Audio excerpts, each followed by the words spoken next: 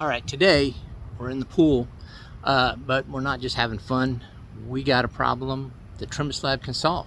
Now, when this pool was put in, there was caulk around this rock, and it came away from the concrete almost immediately.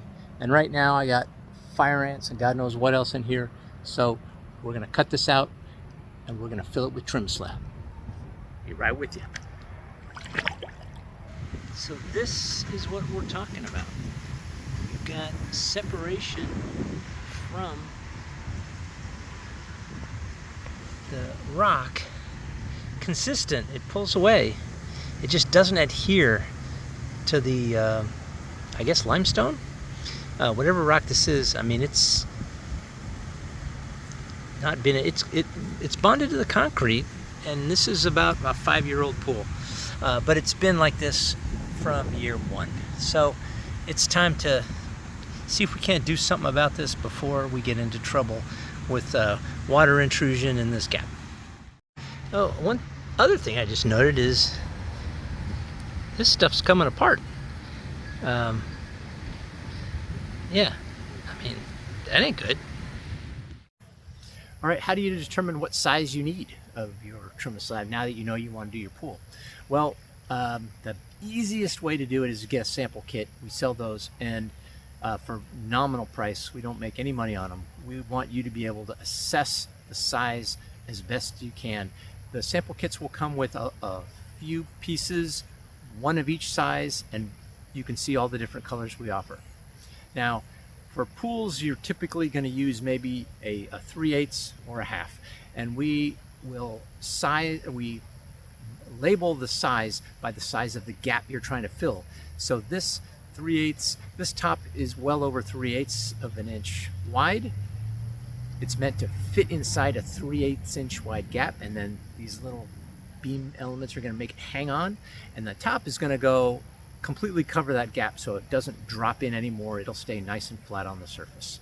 So for example, this is your 3/8, this is your half. They're both going to operate the same way. You can see you'll need to clear a little bit deeper for a half.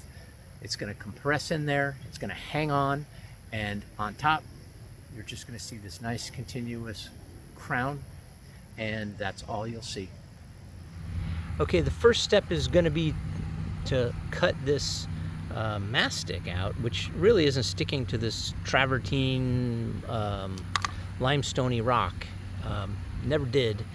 So I'm going to cut a channel. I'm going to try with a regular utility knife, and then I'll also try with one of these hook blades, see which one works out the best. So here goes with a utility knife.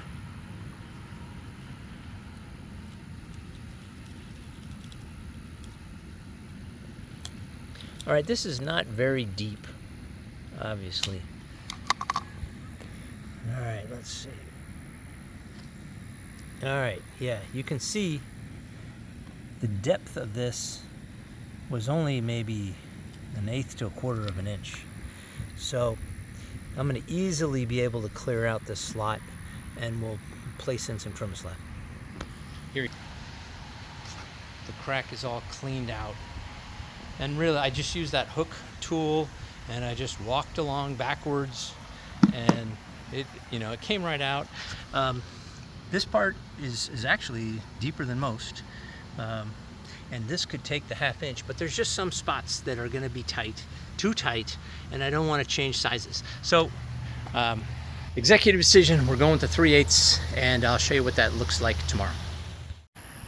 All right, I've begun installing this 3/8 Trim-A-Slab into this gap, and I'll show you just how easy it is. All right, we're just going to go with the heel of the hand, and you'll go about that fast. All right, so this is the perimeter of the pool. You can see it blends right in with the construction that's already there. You're looking at about 75 feet of perimeter done in 45 minutes or less.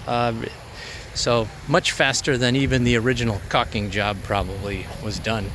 And you can see it looks really nice. It's even. The only thing I don't like is I still have, you know, little bits of this caulk stuff. I may go back in there and try to take that out just because it doesn't look as nice. But all right, there you have it. The total job removing everything and putting in Trim-A-Slab was around an hour, maybe hour 15. Very easy to do. You can do it.